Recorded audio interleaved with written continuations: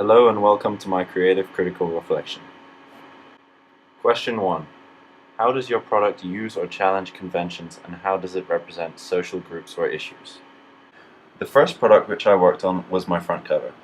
During my research stage, I studied a range of examples from a range of magazines. These included some mainstream magazines and some indie magazines, which catered to more specific audience and avoided mainstream conventions. These designs for each cover varied depending on their purpose, and each created a unique look through their various methods. My main inspiration was Sight and Sound, which made use of house style, which could be seen through a large range of their front covers. This house style created a recognizable brand for the magazine, which meant that from a Google Images search, I could instantly find their covers. I decided to incorporate this into my magazine, as this was a desirable effect which I wanted to replicate in my cover. What made my cover effective was how I varied my approach to each convention of a magazine cover, following some conventions while also challenging others to create a unique look. The conventions which I followed included a masthead, strapline, splash, and cover splash. I also included the more compulsory specification conventions, such as including a barcode, publishing date, issue, and production studio. The conventions which I challenged were the use of puffs to back my masthead, strapline, and cover splash. Very few covers use puffs in the same way which my cover does, which makes it stand out and establishes it as its own brand. The angular style of the puffs stood out to the target audience, as I used audience testing when deciding upon a style to use. In a similar way to my research for my front cover, I have looked at a range of examples of magazine contents pages. The pages varied in style and content, as they were from different magazines which covered slightly different content. However, the research allowed me to find the conventions of contents pages, as well as how they are commonly used and which uses are most effective. My main inspiration for my contents page came from Empire and SFX. Empire, being a mainstream film magazine, has access to a stunning choice of imagery with which they can fill their pages, while SFX takes a different approach with the aim of covering a larger amount of content in one page. Very few contents pages continue this house style of their magazine. However, they incorporate elements which show a brand, such as their magazine title or the color scheme. My contents page is effective as it follows key conventions of magazine contents pages, while incorporating elements of existing products which made the greatest impact to their page. The key conventions shown in my product are title, main image, page numbers, and subheadings. I have experimented with other conventions and have challenged them to make a functional and effective contents page. The conventions I have challenged are the use of puffs and secondary images. I have also incorporated the same puff design and color scheme which was shown in my cover page, which incorporates the house style into my page. This gives an overall effect of brand style which makes my magazine recognizable to a reader and makes the magazine look more professional. I incorporated secondary images to generate hype for the specific articles which they represent. The contents page, as well as the cover page, experiment with the use of Barth's Enigma code, where the audience is given hints about media text, but no certainty, which draws them to purchase the text to find out. This is done through short descriptions of each article. When researching double-page spreads, I found that out of all of the parts of my product, this section had the most variety in layout and conventions. Double-page spreads have a very wide range of layouts, and very few look similar due to the different image sizes, article lengths, and headline sizes. Unlike the other components, the double-page spread always included key features such as headline, kicker, byline, and article, as this was an important structure to form a professional article. The articles which I found most effective had a large image and large feature article. However, these feature articles took up most but not all of the page, while other space was dedicated to smaller articles which included secondary images.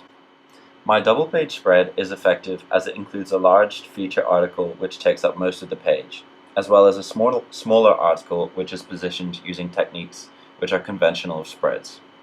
The main image is large and takes a lot of space on the page. This is possible as the image is high quality. The style and layout of the headline and kicker were inspired by other exemplar spreads. I have included the headline directly beneath the image to show the link between them. and ensure that the kicker is obviously a separate section from the text of the article.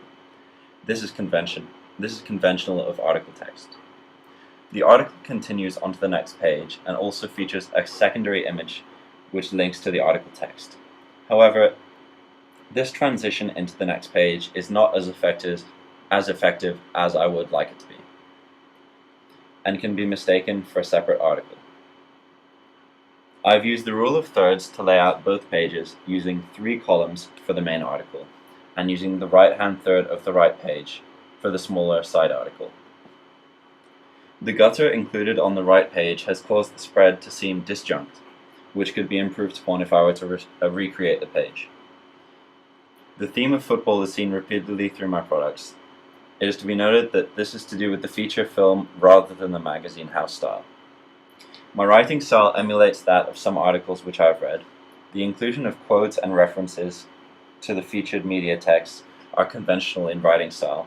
However, it is not as fluent or refined as that of a professional writer. The content of my double-page spread, to some extent, fulfills the utopian solution of abundance and also energy, as topics within the feature film and article talk about the success of actors and characters through their profession of acting, as well as how they find their experience rewarding. This compensates for the excitement and feeling of abundance that some readers may lack in their lives. Question 2. How does your product engage with audiences, and how would it be distributed as a real media text? My products engage with audiences in many ways. Firstly, the magazine will run social media accounts on Facebook and Instagram, where they will be able to post high-quality images and posts referring to upcoming feature magazines. This method of engaging with audiences further utilizes Barth's Enigma code, as posts can hint to audiences what will be included in upcoming magazines, while not giving away a lot of information, which will be an incentive for audiences to purchase the magazine. The magazine will also run its own exclusive website, which will feature the content covered by the social media pages and more, using the same style. This website will also feature a subscription service which will provide delivery and hard copies to subscribers' addresses monthly. This comes as part of the magazine's physical distribution, which will also be made possible in shops such as W.H. Smith, which sell magazines on stands along with books, as well as in other bookshops and also film stores. Alternatively, the text will also be distributed virtually through soft copy. Audiences can find the magazine on e-reader services such as Amazon's Kindle. They can also purchase it for download and use on tablets, or purchase it online and view online. This makes it more accessible. These methods of distribution will cater to the niche audience, as the audience will be looking for this magazine when purchasing it as a soft copy or using the subscription service. The physical distribution caters to a mass audience. However, the mass audience will mostly be general moviegoers and film enthusiasts. The magazine's presence on social media will be most appealing to a niche audience, as it creates a sense of community and also a mode of address between the institution and the magazine and its audience. Comments will allow the audience to share opinions. The website could also include a forum or blog section. The texts I have created engage with the audience in many ways. Firstly, as a set of 3, my products fulfill the uses and gratifications model. Information is given to the readers through the articles included in the magazine. Entertainment is provided, as the magazine is providing text about films and movies to film enthusiasts who will be satisfied. A community is created through the magazine's presence on social media, as well as through a cult audience who may also go out of their way to create their own method of networking with fellow fans. And identity is created, as readers can interpret articles in their own personal way and can express their opinions through the community. Barth's Enigma code is also used many times throughout the products, mainly in the cover and contents, as well as on social media. The audience will be attracted through hooks such as the bright colors and bold shapes used in puffs, the interesting and high-quality image, as well as subheadings for the splash and contents page. Question 3. How did your production skills develop through this project? At the beginning of this project, I had a very limited experience of Photoshop and InDesign, which were the 2 main editing softwares used in this project. I was guided by my experienced classmates to develop a confidence when capturing images and content in the studio. I learned to control the lighting and the shutter speed of the camera to produce different effects. I began to develop my understanding of Photoshop by watching some short YouTube clips. I needed skills in Photoshop to create my front cover and the contents page. Luckily, the style that I wanted to create was very easy to achieve on Photoshop through the use of the grid, polygonal lasso tool, and the gradient tool. I found inserting images very easy, and my project didn't require any image editing, only adjustments to saturation and brightness.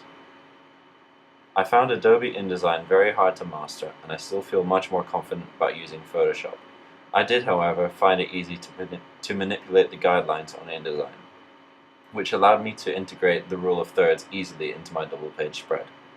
The text capabilities of InDesign are far more suitable for magazine spread than Photoshop, which made the project much easier. Question 4. How did you integrate technologies, such as software, hardware, and online, in this project? Throughout my project, I have made use of various software, hardware, and online tools to create an effective product. For use of software, I have utilized Photoshop to create my cover page and contents page, and Adobe InDesign to create my double-page spread. Photoshop was most suitable for creating the first two products due to their conventions. The stylistic approach to creating these products is easy to achieve using Photoshop's wide range of tools and great capability for making the shape you want. When learning Photoshop, I use online resources such as YouTube to gain knowledge and understanding through watching short clips and tutorials. InDesign was more challenging to use as my classmates did not have any experience with the program, so it was harder to communicate and gain experience. I again use YouTube clips to find techniques to use while creating my spread.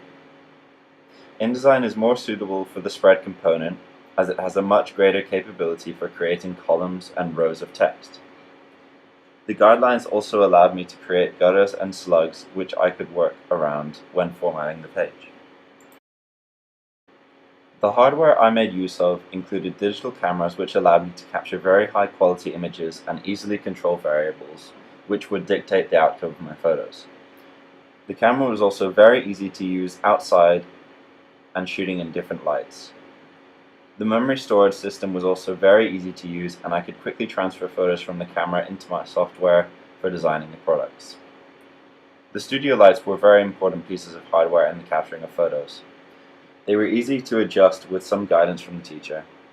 They had a wide range of settings which allowed me to control the effect I would get in the photo.